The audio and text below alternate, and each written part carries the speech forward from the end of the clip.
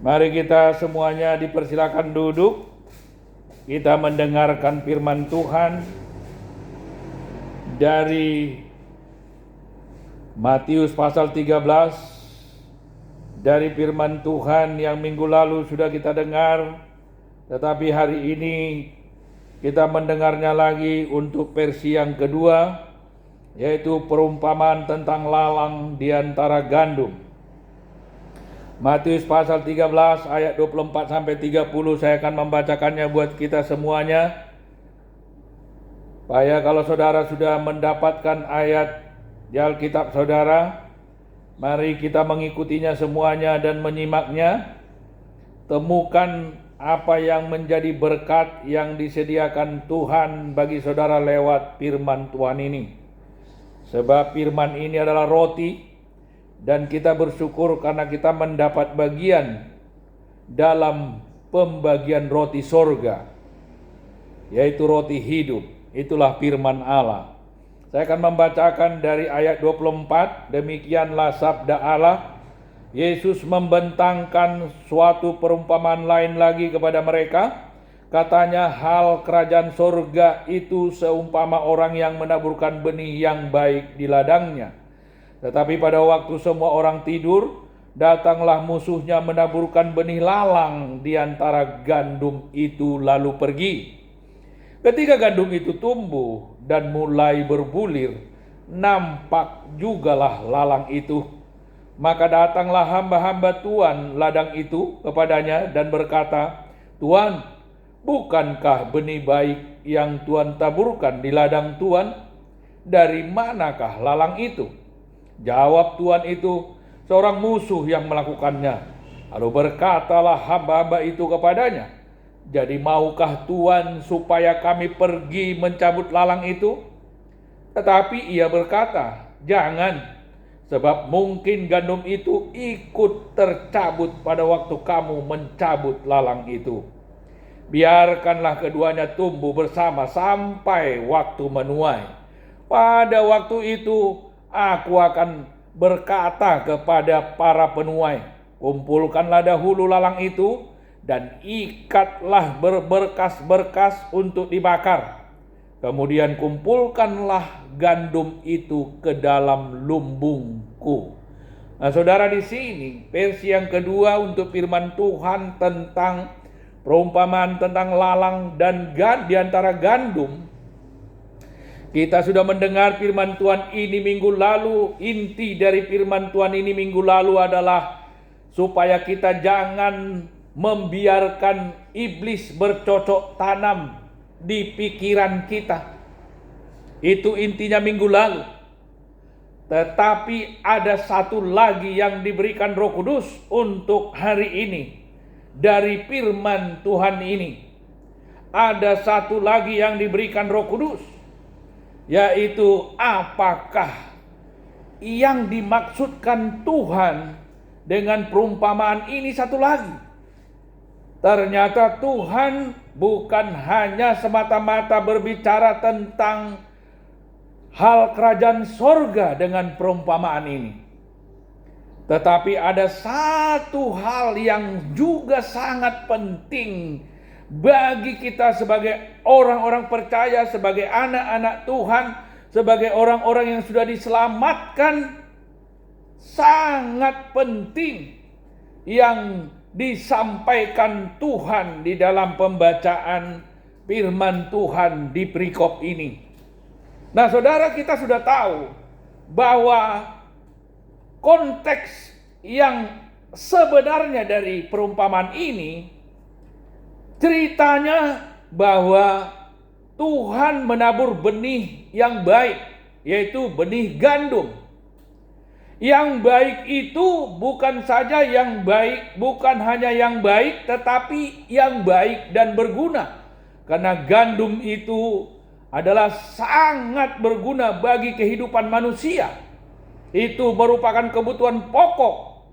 Kalau dulu memang di Israel kebutuhan pokok mereka adalah gandum, tetapi ini bisa disamakan dengan kebutuhan pokok yang ada di kita seperti beras. Nah, ini adalah kebutuhan pokok. Hal ini baik, benih yang baik dan sangat berguna. Tetapi iblis menabur benih yang tidak baik. Iblis menabur benih yang tidak berguna. Iblis menabur benih yang merusak. Apa yang baik? Benih yang baik yang ditabur Tuhan, tetapi iblis datang menabur benih yang tidak baik, yang merusak benih yang ditabur Tuhan. Saudara, ini apakah maksud Tuhan menyampaikan perumpamaan ini? Minggu yang lalu Tuhan memberikan satu inti atau satu pokok hal penting dari firman Tuhan ini bagi kita, yaitu jangan pernah mau membiarkan iblis bercocok tanam di pikiran kita. Sebab tanaman atau benih yang ditanam iblis bukanlah pohon yang baik, bukanlah tanaman yang baik. Itu sebabnya Tuhan mengingatkan kita supaya kita jangan mau membiarkan iblis bercocok tanam di dalam pikiran kita. Sebab dia menaburkan benih yang tidak baik dan merusak, dan yang akan merugikan diri kita sendiri. Tetapi minggu ini untuk versi yang kedua, apakah inti dari firman Tuhan ini? Apakah yang disampaikan Tuhan intinya pada firman Tuhan pada hari ini untuk versi yang kedua? Yaitu ternyata Tuhan mau membongkar, mau membukakan pekerjaan iblis. Sebab pekerjaan iblis itu sangat merusak bagi ciptaan Tuhan. Itu sebabnya Tuhan membukakan pekerjaan iblis ini. Ketika murid-murid bertanya, Tuhan, bukankah benih yang baik yang kau tabur di ladang itu? Lalu dari manakah benih yang tidak baik itu, lalang itu? Tuhan membukakan pekerjaan iblis, bahwa iblis datang untuk merusak, yaitu dengan menabur benih lalang, benih yang tidak baik, benih yang merusak. Tuhan bukakan ini, pekerjaan iblis ini, karena ini sangat merusak dan merugikan ciptaan Tuhan, merusak dan merugikan hidup kita. Kalau ini tidak dibukakan Tuhan, maka kita akan tidak tahu dan tidak akan mengerti bahwa benih yang ditabur iblis di dalam pikiran kita itu adalah sangat merusak, sangat merugikan diri kita sendiri. Itu makanya Tuhan bukakan ini. Jadi inti yang kedua pada hari ini, untuk versi yang kedua dari firman Tuhan ini adalah Tuhan membukakan pekerjaan iblis ini. Tuhan membongkar pekerjaan iblis ini. Ketika murid-murid bertanya, Tuhan, bukankah benih yang baik yang kau tabur di ladang itu? Dari manakah lalang itu? Tuhan bukakan. Itu dari setan. Itu dari iblis. Iblislah yang menabur Benih yang tidak baik itu pada waktu semua orang sedang tidur. Tidur bisa disamakan dengan pada saat kita lengah, pada saat kita lalai. Iblis mengambil kesempatan. Tuhan Yesus ingatkan, jangan berikan kesempatan pada iblis. Ketika Hawa lengah, dia dihasut oleh iblis, hingga dia jadi menerima benih yang ditabur, yang ditanamkan iblis di pikirannya, yaitu untuk memakan buah yang dilarang Tuhan. Ketika Yudas lengah, iblis berbisik di pikirannya. Berbisik itulah yang dimasukkan bercocok tanam, di mana Yudas membiarkan iblis bercocok tanam di pikirannya dengan membisikkan, dengan menanamkan benih. Kau supaya dapat uang 30 keping perak, jual saja gurumu itu. Dengan uang 30 keping perak itu kau bisa membeli sebidang tanah. Saudara, Yudas membiarkan iblis bercocok tanam di pikirannya. Akhirnya apa yang terjadi? Hidupnya rusak. Dia mengalami kerugian besar dalam dirinya ketika dia biarkan iblis bercocok tanam di pikirannya, dengan berbisik di pikirannya. Alkitab menuliskan, pada waktu itu datanglah iblis dan berbisik kepada Yudas, juallah gurumu itu, supaya kau dapat 30 keping perak, kau bisa mendapat bidang tanah. Jangan pernah kita membiarkan iblis bercocok tanam di pikiran kita. Hawa manusia pertama yang diciptakan Tuhan begitu sempurna, tapi karena membiarkan iblis bercocok tanam di pikirannya, dia akhirnya mengalami kerusakan sebagai ciptaan. Dia mengalami kerusakan dan kerugian besar. Dia dihalau keluar dari Taman Eden. Saudara, sekarang Tuhan membongkar pekerjaan iblis itu dengan memberitahukan siapakah yang menabur benih yang tidak baik itu, menabur benih lalang itu. Tuhan Yesus membukakannya. Iblislah yang menabur benih itu. Sebab iblis pekerjaannya hanya merusak dan merugikan ciptaan. Kita ini adalah ciptaan buatan tangan Tuhan. Tapi iblis datang mau merusak kita, mau merusak manusia ciptaan Tuhan, supaya manusia itu dirugikan.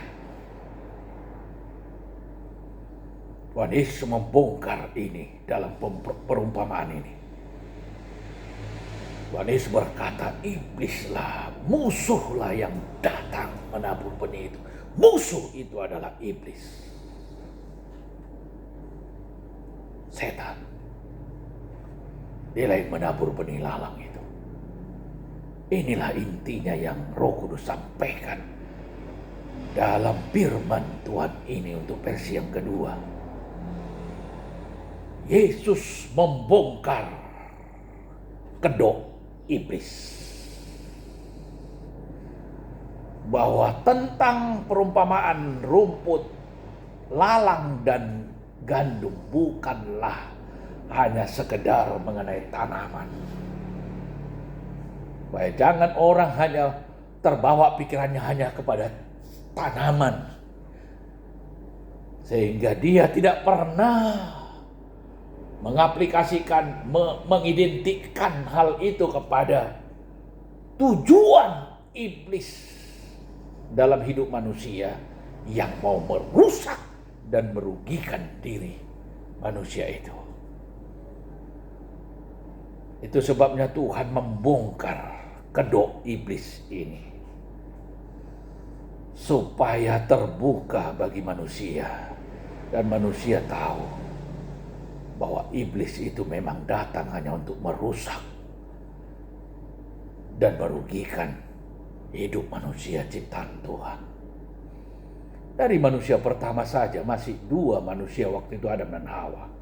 Masih hanya 2 orang di bumi yang begitu besar. Masih hanya 2 orang diciptakan.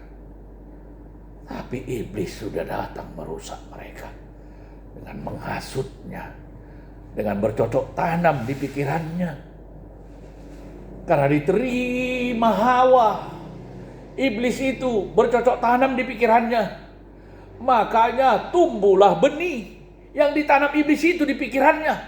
Ketika benih itu sudah tumbuh di pikiran manusia yang ditanam iblis, maka manusia itu akan bertindak melakukan apa yang sudah tumbuh di pikirannya itu. Maka dia mengambil dengan rasa tidak begitu memperdulikan Tuhan lagi, tidak begitu rasa takut lagi kepada Tuhan, dan dia memetik buah yang dilarang Tuhan itu. Hati-hati, jangan mau membiarkan iblis bercocok tanam di pikiran kita. Nah, Tuhan membongkar alasannya supaya jangan manusia diam dalam pertanyaan, kenapa ya dilarang iblis bercocok tanam di pikiran kita ya? Supaya manusia itu tidak tinggal diam karena tidak ada alasannya, maka Tuhan membongkar ini sebagai alasannya. Kenapa kita diingatkan supaya jangan membiarkan iblis bercocok tanam dalam pikiran kita? Karena tanaman yang ditanam iblis pasti tanaman yang tidak baik, pohon yang tidak baik. Itulah sebab Tuhan membongkar kedok iblis, membongkar belangnya iblis,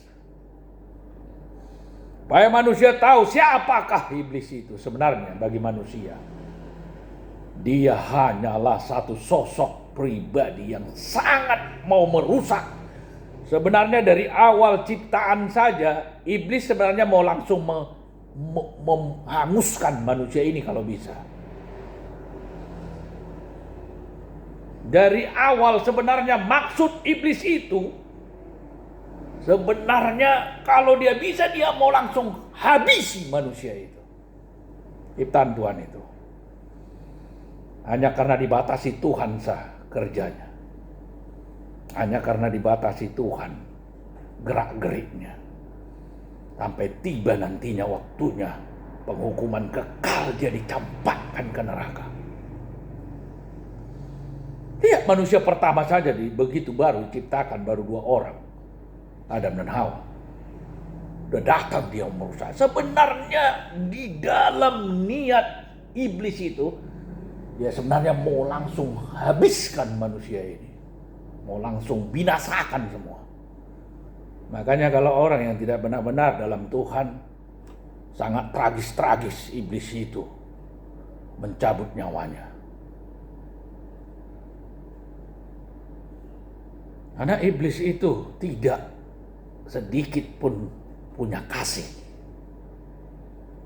Yang ada di dalam hatinya, dalam jiwanya, dia adalah mau balas dendam. Dengan amarah yang besar ketika dia dilempar dari surga, dicampakkan Tuhan. Dia membawa dendam yang membara.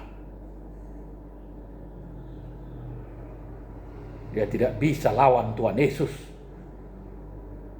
Dia mau habisi ciptaannya, dia sudah merasa puas. Tapi orang yang mengikut Yesus, orang yang berlindung di dalam darah Yesus, setan tidak bisa jamah. Iblis hanya berkuasa di dalam dunia kegelapan.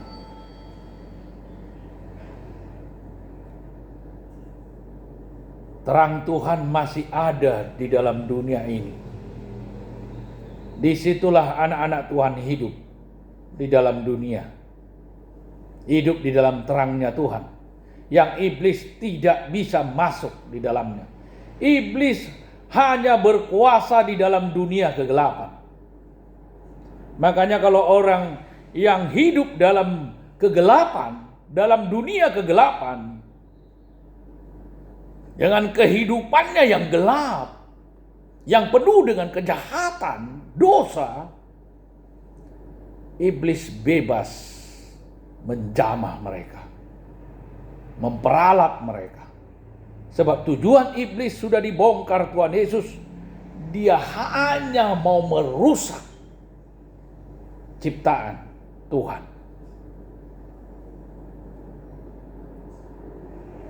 Benih yang baik ditabur Tuhan, tapi iblis datang menabur benih yang tidak baik. Manusia itu merupakan benih yang baik yang ditabur Tuhan, Adam dan Hawa.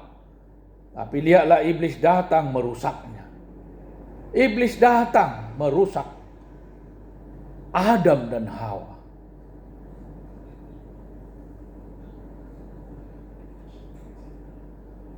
Perumpamaan ini bukan saja berbicara tentang gandum yang ada di ladang yang ditanam orang.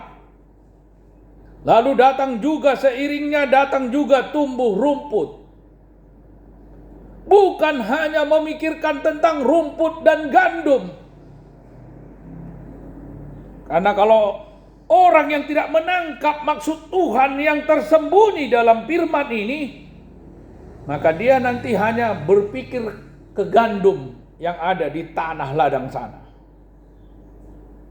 atau ke padi, atau ke jagung yang juga tumbuh rumput-rumput di sana.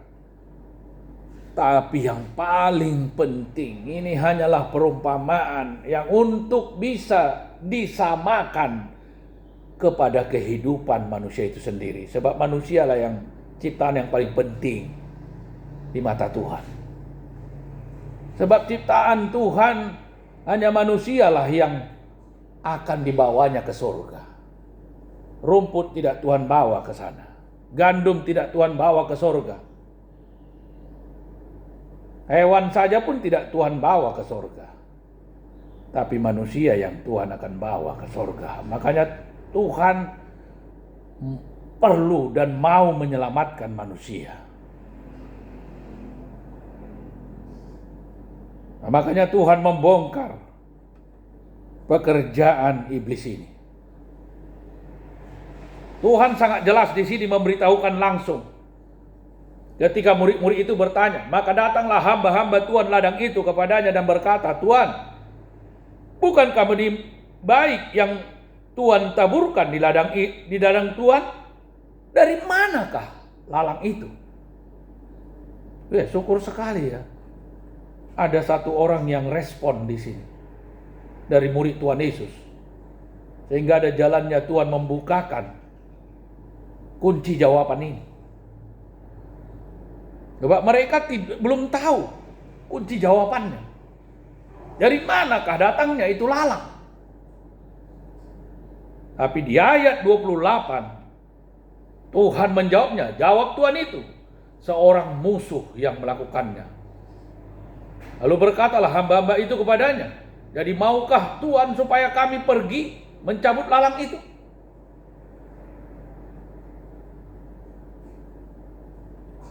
Sangat respon orang ini.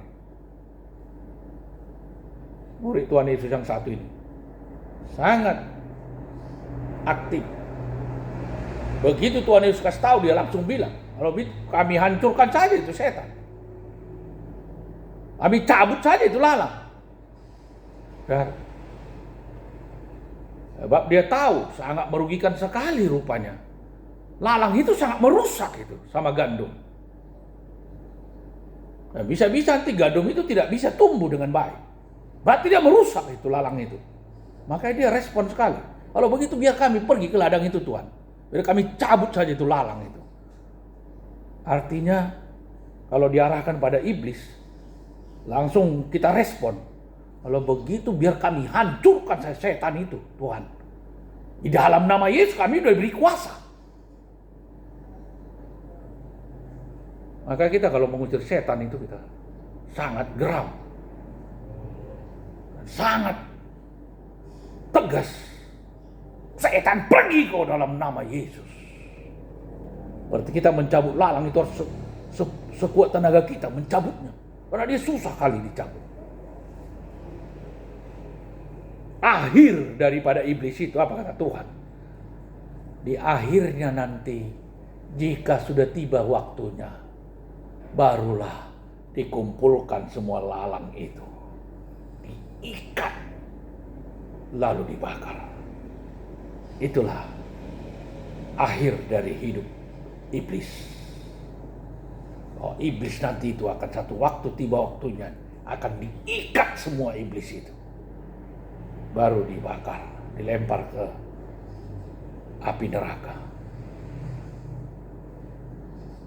Itu makanya setan itu bekerja keras dari sekarang. Karena dia tahu akhir hidupnya akan ke neraka. Jadi dia berusaha merusak manusia ciptaan sebanyak-banyaknya. Dan manusia yang tidak hidup dalam Tuhan. Makanya nanti sebentar-bentar udah mati dia. Iblis kasih dia penyakit, mati. Iblis kasih dia celaka, mati. Iblis bebas berbuat apa saja kepada manusia yang tidak hidup dalam Tuhan Yesus, yang tidak berlindungkan darah Yesus, yang tidak berperisaikan iman kepada Yesus. Sebabnya kita yang berlindung pada darah Yesus, setan tidak bisa jamah. Inilah yang kedua versinya yang dibukakan Tuhan. Intinya hari ini dari firman Tuhan yang sama dengan minggu lalu ini, yaitu bahwa Tuhan harus membongkar pekerjaan iblis. Sebab pekerjaan iblis itu sangat merusak dan merugikan ciptaan. Baik ciptaan secara tanam-tanaman maupun ciptaan manusia. Ciptaan Tuhan yaitu manusia. Gandum atau padi juga dirusak. Begitu baik petani-petani menanam padi di ladang dan dibersihkan semua duluan rumput-rumput. Jangankan petani, kita saja yang mau menanam sayur-sayuran. Udah kita lihat waktu menabur tanah. Membuat bedeng. Lalu kita tabur bibit. Tidak ada rumput satupun. Kita bisa melihat kok. Tidak ada rumput satupun waktu kita tabur benih itu. Benih sayur itu. Tidak ada rumput satupun. Tapi lihat setelah mulai tumbuh sayur yang kita, benih yang kita tanam tadi, benih sayur itu. Mulai juga datang rumput.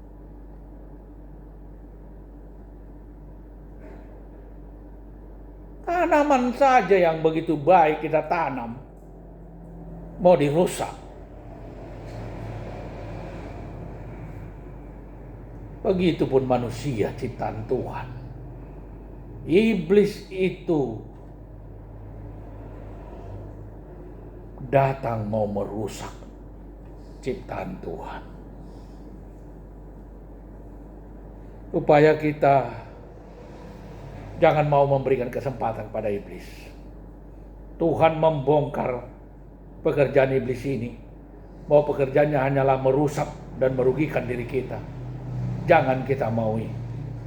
Jangan kita berikan kesempatan kepada iblis sedikit pun, sebab kita tahu apa maksudnya. Dia hanyalah mau mengambil keuntungan atas kita. Dia hanyalah mau mengambil keuntungan atas kita. Dia hanyalah mau mengambil keuntungan dari manusia yang diciptakan Tuhan. Sebab iblis itu juga mencari pengikut yang bisa diperalatnya untuk merusak ciptaan yang lain. Jadi Tuhan membongkar pekerjaan iblis ini. Waktu murid-murid itu bertanya, bukankah Tuhan menabur benih yang baik di ladang itu? Tapi apa Tuhan bilang?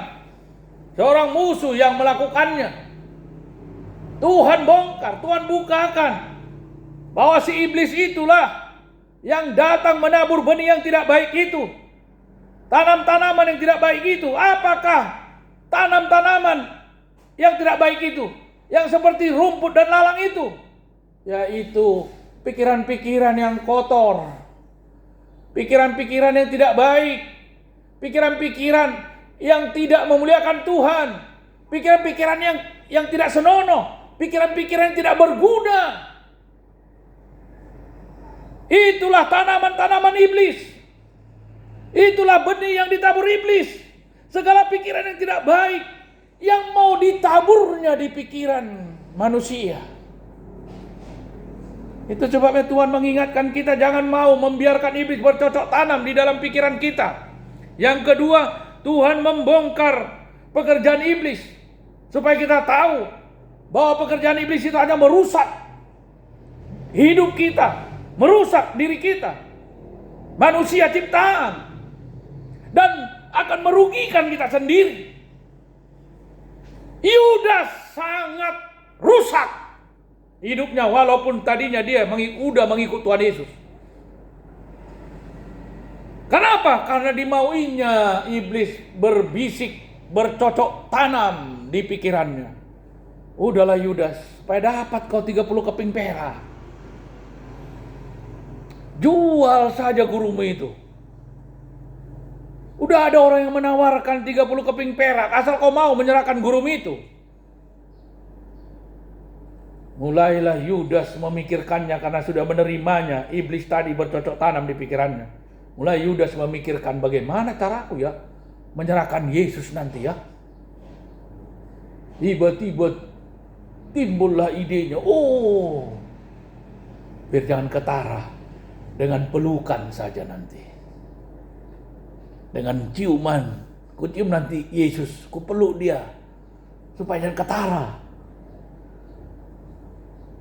Diberitahukannya lah kepada orang yang mau menangkap Yesus nanti, siapa yang ku cium, siapa yang ku peluk, itulah dia orangnya.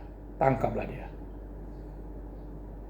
Tadinya berpikir dari satu sisi hal yang negatifnya di pikiran Yudas. Dia berpikir, biar saja kalau ku serahkan pun Yesus nanti kan, Yesus kan dia bisa buat mujizat, bisa melakukan menyembuhkan yang sakit, membangkitkan mati. Pasti kalau ditangkap pun dia bisa juga nanti dia melepaskan diri itu. Yang penting dapat ke dulu 30 keping perak ini. Ku serahkan pun nanti dia itu ditangkap, bisa juga Yesus itu melawan. Hebat kok dia. Saudara, rencana Yudas belum tentu rencana Tuhan. Rencana Tuhan itu yang belum diketahui Yudas, bahwa anak manusia akan menderita dan akan mati disalibkan. Tetapi celakalah orang yang menyerahkannya.